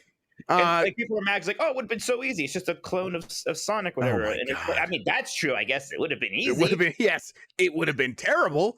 I mean, yeah, but Kevin Butler. Would that have been better than Sora? no, it shouldn't be Kevin Butler. It should just be his nondescript character who was playing Mario Kart in that commercial that Yes. got him in trouble. John Madden. That's pretty good. He could like drive. It's funny. Yeah, he'd drive a bus, yeah, and stuff. Yeah, the turducken. He could throw a turducken at people. The Quiet Man. Yeah, that would have been better. The fat hockey player from NES Ice Hockey. Now that's a really good one. And it should be like the whole hockey team, and you play like, and you could like switch out between the fat, the skinny, and the regular one. That would have been really good. You've given this some thought. It's all just coming to me right now. It just makes so much sense. Anyone from Eternal Champions. And no, that needs to be forgotten forever. And the Alligator Man from Brute Force. I don't like alligators. Alligators scare me. Wow. Okay. I Addie, allow what's King your K. head? Rool because that's It's gonna really hurt yourself. King K. Rool is a very good character design, so I'll allow it. But I don't like alligators. I won't say I have a phobia of them, but it's something close to that. All right. So let's see here. One from Louis Pizzelli. Hey fellas, happy Friday. Before we get into the beef and cheddar of the holiday releases, what are your top 5 games of the year so far? Also, what are some of the worst games of the year? Oh, goodbye, Mike. Camera off for no reason. Sorry about that. Oh, you just turned off your camera. That was just me. Okay. Yeah, I'm blowing it. I'm trying to write that apology letter. Then I'm like, I need to focus on this after the show, and I'm just top 5 games of the year. I still think. So okay, let's say in no order right now because we got to save. We have to have some fun later. I'm gonna say Hitman 3, Ratchet and Clank. What so else? far for me too. Bowser's Fury for me is one of them. Was that this year? Yeah, Yes. yeah. Bowser's Fury. Yeah, that'll be one. Okay. I am. Let's see. Deathloop for me. I don't think Deathloop's in my top 5. I like Deathloop, but it's not a top 5 for me. It's top 5, not like top 2 though. Not top 2 so far. The Forgotten City is probably my. I still fifth need one. to play that one because you're so excited of it. I got you a code. No excuses. I know. I installed it. It's installed. It's ready to go. I was actually just thinking today how I liked Resident Evil Village more now than I did right after beating it. Maybe so I have to think about that. Ooh, It Takes Two might be up there. It Takes Two was very good. I don't think Psychonauts 2 is quite in my top 5. Psychonauts 2 keeps crashing on me hard on Xbox Series X, and I'm like kind of over it. And I reinstalled it and stuff, and I'm just like, I guess I can go play it on the PC, but I'm just so frustrated by it that I'm like, I might be over it. It's a shame. We need to play Death's Door. Have you played Death's Door? No, I don't. I know I need to play that. one. Yeah. I still need to play Tales of Arise. Super Monkey Ball might be. I clearly like that game more than everybody. There's some like the super hardcore Monkey Ball fans who are like, these physics are slightly different than they were in the GameCube. I'm like, I don't remember or didn't really notice. I still just think Monkey Ball's fun. Zilsdorf says Hitman 3 and Ratchet and Clank are repetitive, and I don't agree with that with Ratchet and Clank, but it's definitely not for Hitman 3. If it's repetitive, it's because you're playing it wrong. Like, I'm sorry. It's literally repetitive, I guess. Things aren't bad just because they're repetitive if the thing you're doing is still fun. But like you could do you could approach things differently however you want. Hitman 3 definitely isn't repetitive, sure, but I meant in terms of Ratchet and Clank. I don't like. I never was like, oh, I'm doing this shit again. I never felt that way. Plus, you're constantly getting new weapons and upgrade them, and like you're going through different levels and everything. So it did not feel repetitive to me. It does seem like people have cooled on Ratchet and Clank, which has surprised me a little bit. Like I don't think it's going to it'll get a couple game of the years. I don't think it's going to win game of the year, for example. Yeah, I'm not sure what is. Maybe Metroid. I don't know. Like, wow, what do you think's going to win Game of the Year at the Game Awards right now? I think Deathloop, just based on the has a good chance, just based on the reviews, but also I think we could get the backlash could be hitting like pretty hard right around then, where people are like, oh, it wasn't as good as the review said. I think that could be definitely the case. The point where we're with Ratchet and Clank right now. Yeah, exactly. Like Psychonauts 2 had a honeymoon period also, and that seems to be maybe I feel like there's a lot of games that are neck and neck, so it's actually a pretty interesting race this year. Especially because even if Metroid gets nominated, I feel like it's in that same category. And then meanwhile, everyone's going to forget about Hitman because that came out like in January, so it may as well not exist for them. Yeah, I'm trying to think of Hades was last year. There's no obvious standout. There's been a lot of good games, but no obvious standouts is exactly right. The big wins are going to be getting Cruisin' Blast nominated for Racing Game of the Year. If we get it nominated, it'll lose to Forza, but without a doubt. But we got to get it nominated. Yep. Yes, absolutely. I don't know. Hitman 3 should win, but it won't. So all right, let's keep going. Let's see, where do I have the questions here? So Louis Patelli goes on and says, so I'm playing Far Cry 6 and actually kind of digging it. Yes, it's more Far Cry, but it's the best Far Cry has been in a minute. It got me thinking about it got him thinking about the Ubi Star Wars game. Do you think it'll be more like Assassin's Creed in gameplay, tone, and visuals, or more like Far Cry? I mean, it's being made by Massive, so it would be more like what's Massive's game? The Ubisoft's Destiny clone. I can't remember the name of it now. X Defiant. I can remember X Defiant. I don't know why I was blanking. Now I'm blanking on it because I said X Defiant. The Division. Thank you. Yes, thank you. Yeah, it'll be like that. So I guess the Division is kind of like a weird cross between Far Cry and Assassin's Creed. I just added so many more asses into Assassin's Creed. I was just like, Assassin. Just love ass, man. What can you say? Yes, Assassin. It'll be like the Division, I'm sure. From Delta Prime 84. I know we all joke about it when talking about sports games, but I've really gotten sick of the annual sports game that really should just be a paid roster update. I would prefer to just buy a full game every few years when they have made big advances to the engine and a bunch of new features. I know Kunos Simulation has had success with selling a base sports game and charging for more tracks and cars and drivers with Assetto Corsa Competizione. Do you guys think any of the newer companies in the sports game category, like AEW games or motorsports games, might try this model instead of the annual release? No, probably not. Because I mean, especially with AEW, they're starting somewhere new. I know they have a veteran developer like Ukes, but they're gonna want to iterate there between 1 year or every 2 years or whatever they do. They're gonna want chances to make big changes if they need to, and they probably will because they're starting fresh instead of just doing a roster reveal. So I don't think so. I think you're still going to be mostly stuck with annual or biannual releases. Let's see another one from Louis Patelli. What will be the best-selling game of Q4, and why will it be the GTA Remastered Trilogy? it'll be Call of Duty. Yeah, it'll be Call of Duty without a doubt. And then Far Cry 6 will probably sell pretty well. We'll see. Far Cry 6 will sell pretty well, and Halo will still sell very well, but not as much as Far Cry, or not as much as Call of Duty. Delta Prime 84, less of a question, more of an observation. Since I started watching One Jeff Grubb, I've gotten several recommendations from YouTube for videos on ADHD. Also, I watched a Giant Bomb video on YouTube the other day.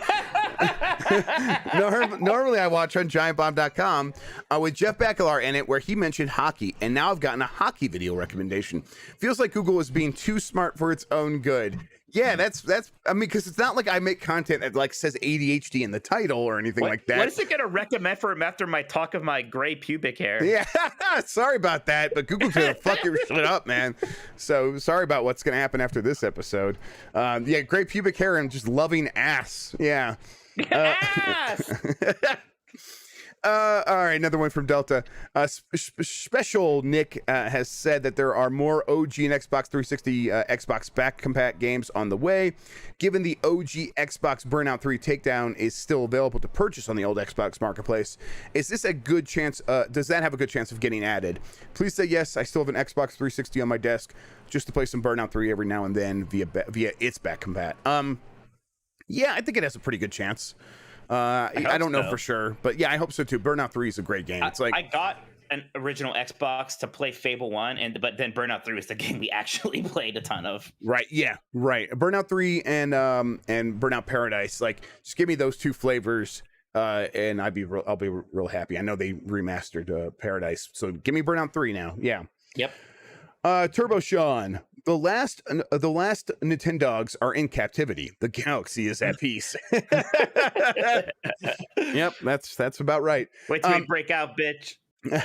I write this to you on the eve of Dread's release while eating dinner. I'm taking a break from playing the game early thanks to Best Buy delivering my copy this afternoon. Suck it, jailbirds. Wow, that's fair. So mine's downloading right now. I'm fine. And guess what? Guess how much I paid for mine. So suck it, you. Not Jailbird. Since all of my attention is focused squarely on the Metroid 5 I've been wanting for almost 19 years, there will be no question for me this week. I just wanted to say that I heard on the Xbox Era podcast last week that Jeff and Nick officially tied the knot. Big congrats, man. Your wedding gift is in the mail. Me and Mike went halfsies. He could tell you all about it. Yeah, it's true. What'd you get me, Mike? Well, I kind of spoiled it on Twitter, but it's that Keyblade ice mold right. that Square Enix is offering now. So it's a gift that keeps giving because you can just keep making ice. So you're welcome. Wow, thank you so much. I appreciate that. Of course. And if I stab you with it, it will melt, and the cops will never take me alive. Well, the nice thing is that the Keyblade is oddly not very sharp. So yeah, not very dangerous. Yeah. Not really like, what are you doing, Jeff? Just stop that. It tickles. Weapon.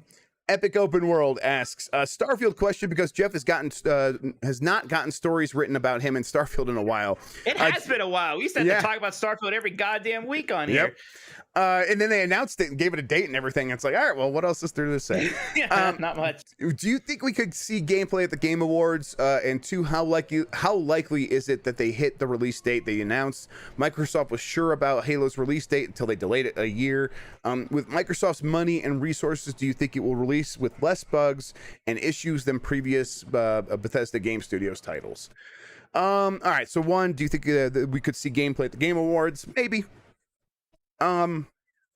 There's only so many slots at the Game Awards, and there's a lot of games that could show up there. This is one of them, but it's also the kind of game where it could stand on its own. Microsoft could do it whenever it wants, treat it as a pillar of like, okay, we're going to show you Starfield gameplay, and maybe they have some other stuff to announce at the same time, and that would give that heat would rub off on those other games, or maybe it's just something they want to just do on its own and stick to its own schedule. So it could, but I don't know. And the Game Awards has not been solidified like that. I said that on Grubb Snacks, that it hasn't been solidified enough that we would know if it was going to be there yet. And then two, how likely is it that they hit the release date they announced? I think it's pretty likely. I think it's going to happen. I would be surprised if it doesn't get released. I think the game is well on its way to hitting that and being really ready and having a lot of time for polish. But I guess we'll see. And then three, with Microsoft's money, are they going to avoid bugs? Probably not. It's not really about money. It's about like the games being so big and huge and complex that even if you put 2,000 people on QA, it's not going to compare to when there are 2 million people playing it on day one. It's just an order of magnitude bigger. And when you have so many interactions between moving items around and moving things around, people are going to find it, and you're just going to need that massive scale to discover what those issues are. So is a new engine going to help a little bit, or is that going to make things worse? Because now there's a new engine. I would guess it's going to keep things about the same. I think they're just used to a level of jank, and they're going to maintain it, I think. So it's never hurt the game's sales. It doesn't ever hurt my enjoyment. So I know it hurts other people's enjoyment. If that's the case, just play other games. You don't have to play this one. From Delta Prime 84, one last question for the week. I want to play something very fun this weekend. Should I play some Psychonauts 2 or Far Cry 6? Mike, I'll let you answer that one. I mean, look, I played a bit of Far Cry 6. I think Psychonauts 2 is more fun than Far Cry 6, but that's just me. A lot of people like Far Cry 6. I think it does depend on how much you like shooting things, I'll be honest. Do you want to play, do you like first-person shooters? Do you like 3D platformers more? And there you go.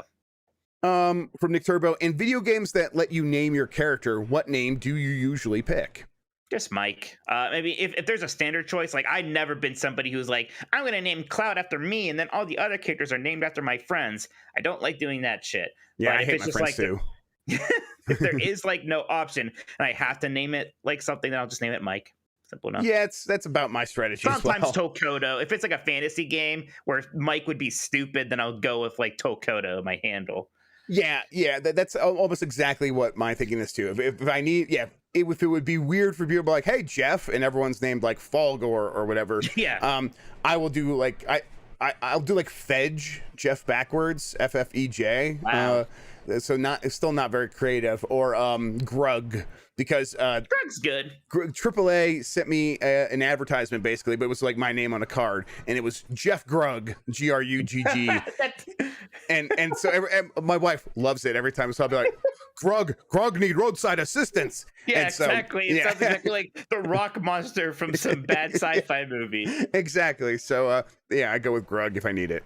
Yeah, that's perfect. Let's see, Carl Minger.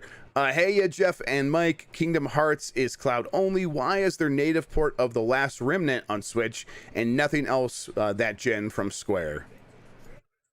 Because it's Square. I'm shrugging. I don't know.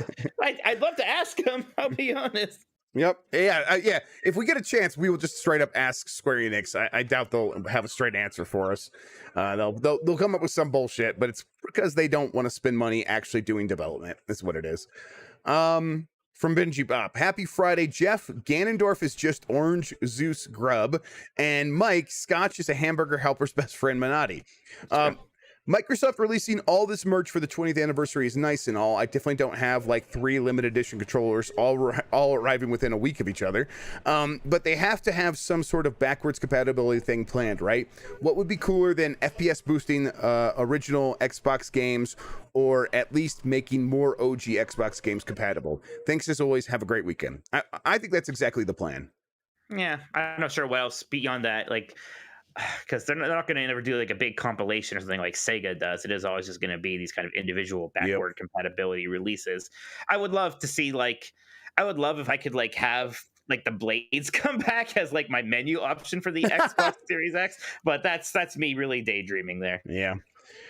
Cole Knapp, where does the Zelda franchise go after Breath of the Wild 2? Will Nintendo ever go back to the design of Ocarina, or do they expand on the new, better design that was introduced in Breath of the Wild and A Link Between Worlds? I would like to see proper dungeons and items such as the hookshot or power bracelet make a return, but I do not want them to go back to the linear template they followed before. Yeah, they could very easily just add some of that Ocarina of Time stuff into the Breath of the Wild kind of gameplay feel and formula. And I think that's what the next one will be. It'll still be a big open world with a emphasis on exploration, but it'll have dungeons, and it'll probably have like the item you get in the dungeon and stuff like that. I think Breath of the Wild 2 is going to be Breath of the Wild 2, but then the next one will probably be more like that. And they may still someday do another like new quote unquote 2D Zelda game that'll feel basically sort of like Link Between Worlds or Link's Awakening, one of those. From Sosuke, hey Jeff and Mike, I hope you guys are having a great day. With next year pretty much on the horizon, are you guys getting excited for another busy gaming year and game mess list again? Sure. Yeah, I mean, I like this stuff. I like talking about games. I like for it all to happen. The game mess list, I'm like, okay, I got to get back into that probably next year. I probably should like get into the habit of just maintaining that all year round at this point. It is just like, it's a lot of work, and it's not exactly. You were until you had to put in. Then you had Grub Snacks too, and you basically were doing a lot of that kind of stuff on Grub Snacks anyway. So. Right. Yes. And so I should just like bring that list into Grub Snacks and stuff, and kind of make that a segment there. So, I'm definitely looking forward to what next year's going to bring. I think next year's going to bring a lot of good games. I did talk about that on Grub Snacks. All major companies seem to have pretty big stuff planned. I mean, Microsoft doesn't have as much as Nintendo or Sony. At least not in 2022. By 2023, they probably will. But they're still going to have Starfield and Redfall and Forza and Stalker 2 and stuff. And there's probably going to be some surprises. So, yeah, I'm looking forward to next year. And any year that I don't have to go to GDC in person is going to be a good gaming year for me. Well, you know what? Going forward, who knows if we need to do that anymore? We could probably just send one person to GDC. You probably just send Dean, who actually enjoys it and probably be okay. I bet he's going to want more of us to come. Maybe Rachel will want to go. I don't know. I'll go. You never go. You've been using your kids as an excuse to get out of it for the last like 6 years. I'm just saying, it's a very busy time of the year for me. It's my birthday. And it's very stupid. I hate it. From Nintendo Bro, happy Friday to the BNC boys. I just want to say Metroid Dread is downright amazing, and the OLED model is worth every extra penny Nintendo is asking for. Mike, do you have your? Is it within arm's reach, or does it like plugged in charging somewhere? You want to see I it? kind of want to see it. Yeah, I kind of want to see it. Yeah.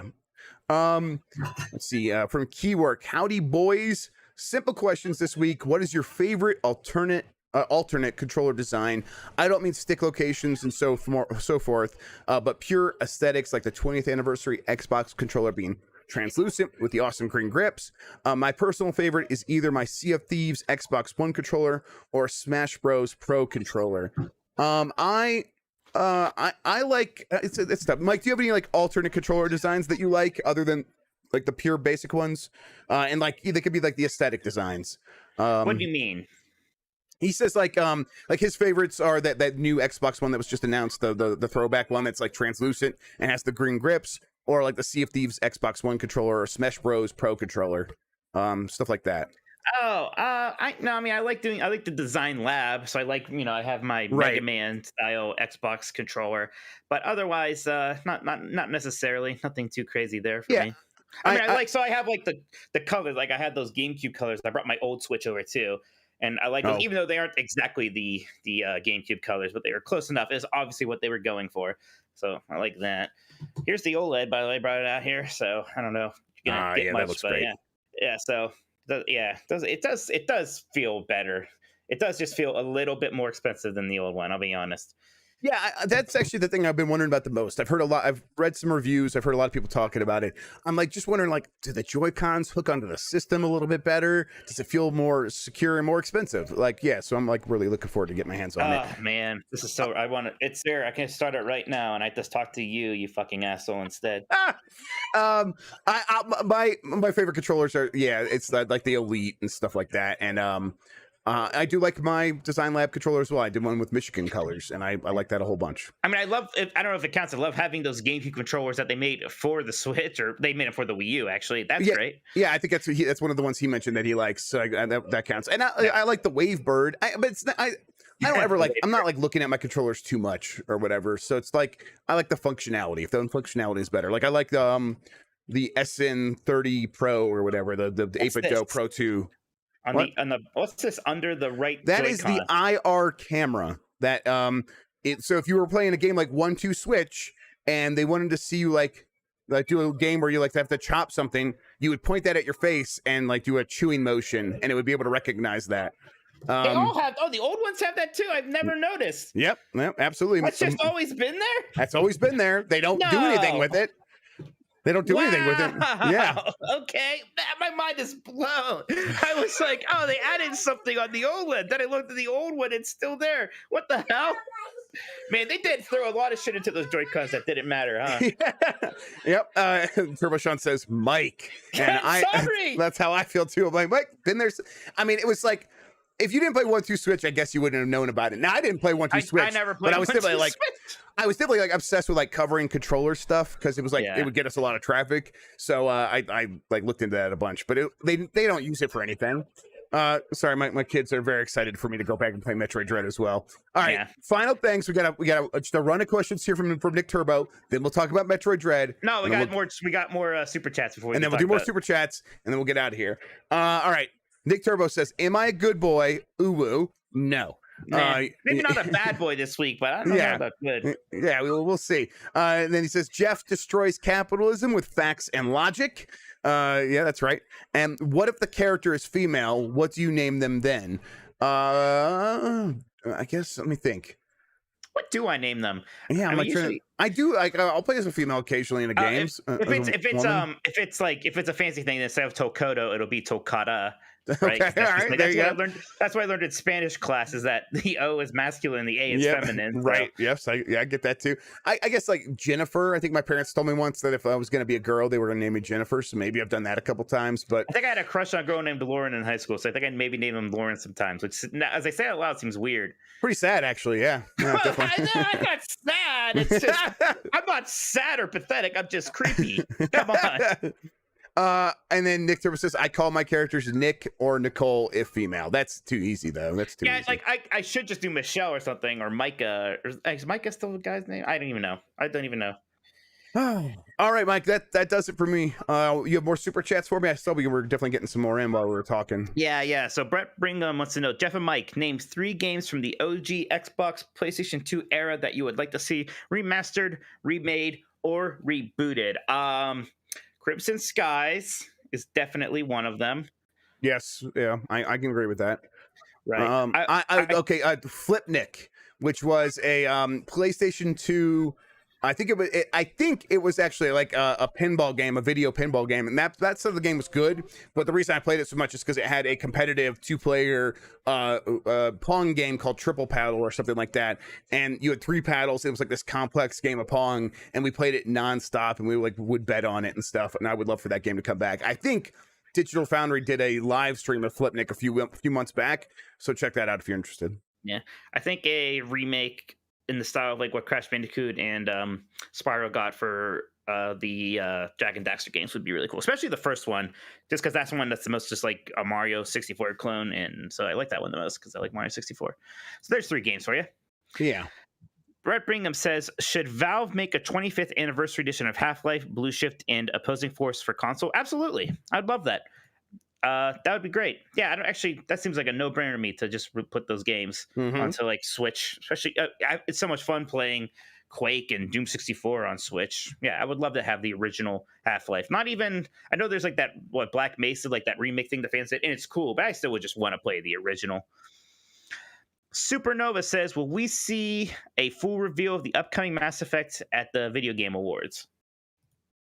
No way. That's years away. We're Dragon Age first, and we probably won't even see Dragon Age there. So yeah, definitely not. Right. Oh my god, I got hiccups. Where did this come from? Sorry, I just got hiccups. What the hell? To me? Yeah, maybe. Good Morning Game says, why do I have to click a claim button whenever I unlock a reward or achievement in video games now? Whose idea was this to just give me the reward? Jeff, who's responsible for this? Some evil UX designer or something. I don't know. You're right. It's a weird thing that they make you do it, but I'm sure there's some like data that says getting people to interact with those things creates more engagement and gets them coming back because now they remember they have something or something like that. It's for stupid people. The same reason every game now uses the controller style like mouse cursor, even when you're using a controller, is because people are like, I just wanted to go over there. I don't want to have to press up on a D-pad and select different things. I just want the mouse to go over there because I grew up playing on touchscreens. So it's for stupid people. That's what it is. Jake Zilsdorf says, aren't most video games fast food? Few are edifying. This is in response to your article about Far Cry 6 calling it fast. I mean, yeah, a lot of them are. Yep. Yes. Few of them are as naked about it as Far Cry 6, though. Right, yeah, I think that was maybe the greater point there is Far Cry 6 is like the processed food. It's so transparent and so and also very good at it, at being like using your brain chemistry against you in the same way that like processed food does. But yeah, most games are that way, absolutely. I think part of what hurts Far Cry especially is that Far Cry 3 was very influential. It probably doesn't get enough credit for how influential it was. Right. So many games basically became Far Cry like that, but then the proper Far Cry games still were just also Far Cry 3 also. So it felt even more repetitive than maybe it would have otherwise because we were getting many games like that. But they also do like a Far Cry spinoff that uses the same map between every single one. They do a lot of those games. So, but that's not the criticism. The criticism is just that it just feels like it's made in a way to exploit you first and to satisfy you second. And I think well, a lot of games also do that. This one is more of that. And there are games that definitely are created by designers who are like want you to have a satisfying experience and don't necessarily think about like keeping you engaged for 200 hours or something like that. Jack says, Jeff and Mike, thank you so much for your work. It is really helping me. I lost my dog, Charlie, yesterday. I appreciate GamesBeat Decides and Nintendogs. We are sorry for your loss. We will raise a toast of kibble to Charlie on the next Nintendogs if we forget in our heart. Yep, woof woof. But thank you for listening. Mental Gear Gaming says, do you guys think QA is still good for gaming? So, I mean, yeah, I think that it maybe hasn't evolved as much as it should have or has expanded as much as it maybe should have, but, you know, you got to have QA.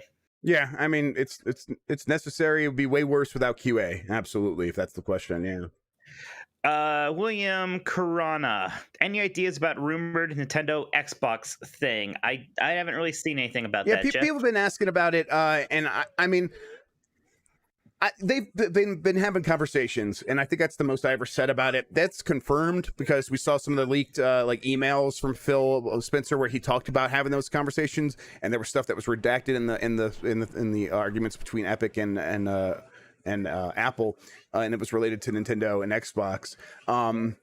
But like, is it ever gonna be something major? I never thought it was gonna be like Game Pass on Switch. I thought it would this would turn into Nintendo using Azure or something like that, using their cloud. But who knows if that's still going to happen? Maybe that's still a long ways off if it ever will happen. They've been talking just for smaller things, like obviously the older games being on there and getting Banjo-Kazooie into Smash Brothers and stuff like that. So. Right, yeah. And I mean, they just had the thing, like Doomslayer is in Smash, like the stuff is in Smash. So, Costume, and Banjo's on the Nintendo 64 stuff. So they are talking, and it's resulting in stuff.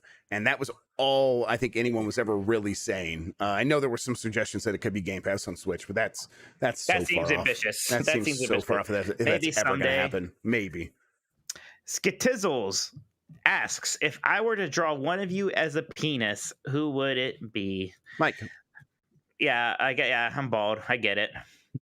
I'll admit it. I look more like a penis than Jeff does. It'd be a weird hairy tipped penis. No one wants that. No one wants that. This question sucks. We got another one that just came in. Let's move into that. Metal Gear Gaming. I messed up my last question. Lol. I thought he might have. Do you guys think QA is good and getting into is a good way of getting into the game industry? I'm currently working as a QA and want your opinion. I feel bad because now he sent us an extra super chat, so he sent us more money to clarify, but I don't really know how great it is anymore to get in. Jeff, do you have some insight here? I mean, I think QA it's still a decent way to get in. I think, a lot of people start in QA. I think it's still, if that's what you're saying, if you're working in QA and your plan is to get into like making games full time, understanding the problems and how they arise and how to deal with them is an important step. And it's good experience to have. I think you still need to be working toward building other skills and maybe building like your own little games on the side in your own time and use that for your portfolio. But if you have QA work alongside that, that is only going to benefit you. He said, when he wrote his first question, he said, do you guys still think QA? He said, do you guys think QA is still a good in for gaming? And I just was reading it wrong in my mind. It was like trying to, so that was really my bad mental gear, but thank you. All right, that's it for Super Chats. We are caught up. Jeff, tell me a little bit about Metroid Dread. It's good. It plays real nice. It's so snappy. You're not going to ruin it for me again? What did I ruin for you ever? Well, when they revealed it and you were a Debbie Downer and said it looked bad when everyone else was excited. Well, and it looks better now. I don't know. Imagine that. What did they do? All right. I know. Okay, kids just hitting random buttons on the Go XLR, so it's definitely time to wrap this up. It feels really great to control. It's awesome. I'm having fun exploring it. I'm learning like its idiosyncrasies of like, I don't need to pull up the map screen. I could just hit left on the D-pad to make the mini map a little bit bigger, and that gives me a little bit more of a vision of like what's happening in my local area, and that's actually easier to process than using the big map. So and then learning like which weapons open up which doors, and they're kind of doling out upgrades in ways that are a little bit unexpected. I won't say any more. It's good. It's all I want to be playing right now. It's all I want to be doing right now. I'm talking to you and I hate it. So let's fucking stop this because I want to play.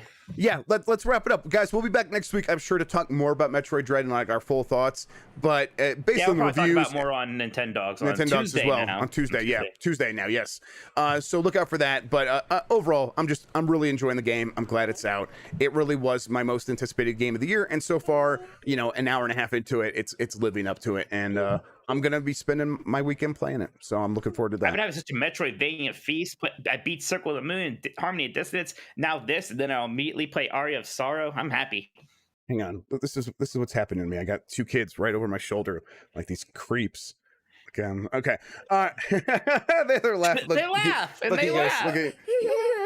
All right, I think it's funny to see themselves. Probably. I think the little one's not wearing pants, so let's get that camera away from her so the people can't see. All right, everybody, we're wrapping this up. Mike, why don't you tell people where they can find you on the internet? You can find me on Twitter at Tokoto, TOLKOTO. You can also check me out on 90s Disney at 90sdisney.com. If you haven't yet, check out our big Beauty and the Beast episode with the interview of the directors of that movie. And yeah, we'll be on Less Than 10 Dogs on Tuesday. I am Jeff Grubb on Twitter. Jeff, if you're listening on this on the audio version, I'm Jeffrey Grubb on YouTube. You go to youtube.com/Jeffrey Grubb. Come hang out with us. We do this live every Friday. It's a lot of fun. Chat here is really a really good time to keep us on our toes and help us remember things when we can't remember them because we have old stupid brains. I wasn't as bad. I had a rough start in the beginning, but I kept it together. Yeah, you pulled it together at the end. But we just need help remembering X Defiant. And really, who doesn't? Who doesn't need help? I'm on Twitch, twitch.com/Jeff Grubb. I'll be streaming some stuff soon, I'm sure. Maybe some Metroid Dread, but that feels like the kind of game people are just going to want to play themselves. Sure. But we'll see. Yeah, There'll be some other stuff soon. Other M, not Metroid I know. Dread. I need to play Other M, right? Yes, I still want to actually finish that, and I think I will. But yeah, I don't know, Mike. You got any plans? I know you said you just want to play Metroid Dread. But you got anything else you're looking for? I need to clean the house a bit. I want to clean the house to play Metroid Dread. That's all I want to do this weekend. I put a reminder on my phone to okay, Saturday, let's clean the house. Let's spend that time just cleaning the house. I'm like, okay, I'm gonna wake up early to get that done, so I could just have time. I'm not doing that. I'm so I have. So there'll be other things that pop up with the kids. So it's just like I'm gonna wake up early when no one else is awake, clean as much of the house as I can, and then when people find me, when my wife finds me on the beanbag just playing Metroid Dread, I'll be like, look at how nice the house looks. Yeah, so I'm gonna be doing this for a long time. I'm not being lazy. All right. Well, everybody, I'm gonna let the music play out, so we got to just kind of vamp here for a little bit. But I might. We did kind of decide to end it at look, man, your automatic field of view thing is having a hard time with your kids. Yeah. They're like, is that a child's face? What is that? Like too many faces. Yeah. Oh my God. Do you want to say anything, Emmy? Okay, bye everybody.